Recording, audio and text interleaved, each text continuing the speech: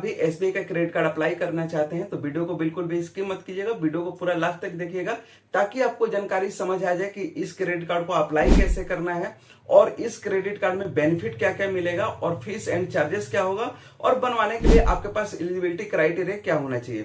दोस्तों, अप्लाई करने का प्रोसेस 2 मिनट का है। मात्र 3 स्टेप में आप अपने क्रेडिट कार्ड को आप कंप्लीट अप्लाई कर पाएंगे और इजिली आपका क्रेडिट कार्ड अप्रूव भी हो जाएगा। बट उससे पहले इस कार्ड का बेनिफिट जान लीजिए।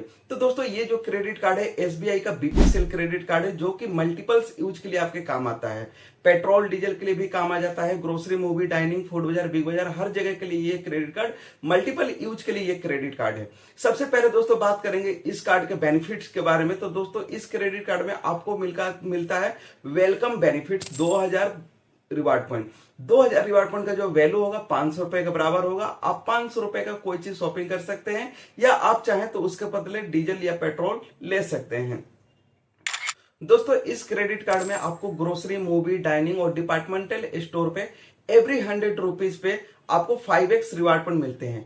एक रिवार्ड पॉइंट का जो वैल्यू है 25 पैसे का है, यानी कि आपको 1 रुपए 25 पैसे का आपको इन कैटेगरी में आपको डिस्काउंट मिलता है।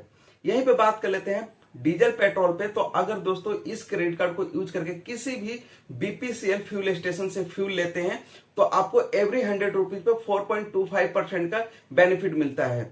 यानी कि इस क्रेडिट कार्ड में आपको 13 रिवार्ड पॉइंट मिलते हैं जिसकी वैल्यू 3 रुपए 25 पैसे है। बट 1% का फ्यूल सरचार्ज वेब मिलता है जिसकी वैल्यू हो जाती है 4.25%, यानी 4 रुपए 25 पैसे का बेनिफिट आपको डीजल पेट्रोल पे भी मिलेगा। बट उस क्रेडिट कार्ड से आपको बीपीसीएल पंप से ही आपको फ्यूल लेना होगा। इस कैटेगरी का अलावा अगर आप इस क्रेडिट कार्ड को यूज करके अदर किसी भी कैटेगरी में यूज करते हैं, जैसे कि यूपीआई के थ्रू यूज करते हैं या अदर किसी कैटेगरी में यूज करते हैं, तो आपको एवरी 100 रुपीज पे 1 रिवार्ड पॉइंट मिलते हैं, यानी 25 पैसे का वैल्यू मिलता है। चलिए दोस्तों, अब बात कर लेते हैं इस कार्ड के फीस एंड चार्जेस के बारे में। तो दोस्तों, इस क्रेडिट कार्ड में आपको 499 प्लस जीएसटी का चार्ज पे करना पड़ता है फर्स्ट ईयर का। लेकिन आपको मैंने जैसे कि बताया कि आपको इस क्रेडिट कार्ड में 2000 बोनस रिवार्ड पॉइंट मिलता है, यानी कि आप इस क्रेडिट कार्ड को फर्स्ट ईयर फ्री ले रहे हैं क्योंकि 2000 बोनस रिवार्ड पॉइंट आपको मिल जा रहा है। अब बात करते हैं नेक्स्ट ईयर के चार्जेस के बारे में। तो दोस्तों, नेक्स्ट ईयर भी कोई चार्जेस नहीं लगेगा।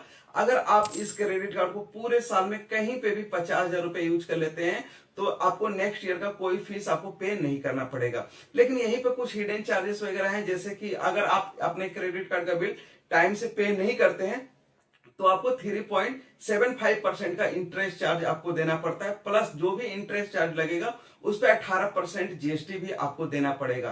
तो किसी भी बैंक का क्रेडिट कार्ड आप लीजिएगा, कभी भी लेट पेमेंट नहीं कीजिएगा या कभी भी मिनिमम पेमेंट नहीं कीजिएगा।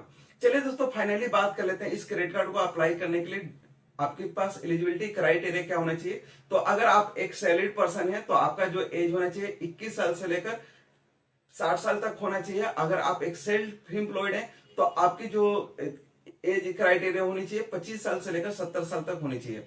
अगर आप एक सैलरीड पर्सन है तो आपकी इनकम मंथली जो इनकम होनी चाहिए 30,000 रुपए होनी चाहिए। अगर आप एक सेल्फ एम्प्लॉयड है तो भी आपके जो आईटीआर है ईयरली वो आपका 3.5 लाख रुपए का आईटीआर होना चाहिए। आप इस के अकॉर्डिंग आप इजिली अप्लाई कर सकते हो। सिविल स्कोर की बात करें तो 750 होना चाहिए। अगर 750 नहीं है, कम भी है, तो भी आप अप्लाई कर सकते हैं। बट क्या है कि उसमें आपके जो भी लोन्स या ईएमआई हैं उसकी टाइमली पेमेंट होना चाहिए। अगर माइनस सिविल स्कोर है तो थोड़ा सा अप्रूवल होने का कम चांसेस रहता है, बट ऐसा नहीं है कि आपका अप्रूवल नहीं होगा। आप फिर भी अप्लाई कर लीजिएगा और कोशिश कीजिएगा कि आप अपना रजिस्टर्ड मोबाइल नंबर डालिएगा जो कि बैंक से लिंक हो, क्योंकि अगर आपका इनकम उतना नहीं है बट अगर आपके बैंक में उतना ट्रांजैक्शन है तो उसके बेस पे भी ये क्रेडिट कार्ड मिल सकता है। चलिए दोस्तों, अब आपको अप्लाई करने का प्रोसेस बताते हैं और डिस्क्रिप्शन पे मैंने लिंक दे रखा है, वहां से आप अप्लाई कर सकते हैं। अप्लाई करने का सभी कार्ड का सेम प्रोसेस है। मैं किसी एक कार्ड को अप्लाई करके आपको प्रोसेस बता देता हूं। सबसे पहले दोस्तों स्टार्ट अप्लाई जर्नी पे क्लिक करना है।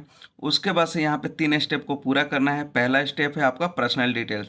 तो पहला पर्सनल डिटेल्स पे आपको क्लिक करना है। यहाँ पे आपको नाम फिल करना है, मोबाइल नंबर फिल करना है, टर्म एंड कंडीशन पे अप्लाई करके कंटिन्यू कर देना है और ओटीपी वेरीफाई करना है।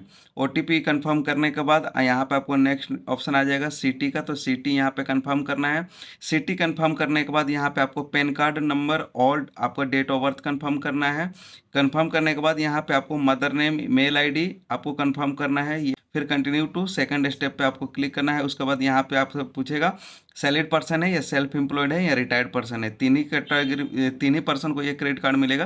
तो यहाँ पे आप ये सिलेक्ट कर सकते हैं। अगर सैलरीड पर्सन है तो सैलरीड पे जैसे ही क्लिक करेंगे तो आपको यहाँ पे कंपनी का नाम एंड और आपको डेजिग्नेशन डालने का ऑप्शन मिल जाएगा। कंपनी का नाम डेजिग्नेशन डालने के बाद कंटिन्यू करना है।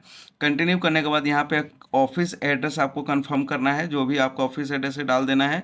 उसके बाद कंफर्म करने के बाद कंटिन्यू टू डिजी लॉकर का ऑप्शन आ जाएगा। कंटिन्यू टू डिजी लॉकर पे आपको क्लिक करना है।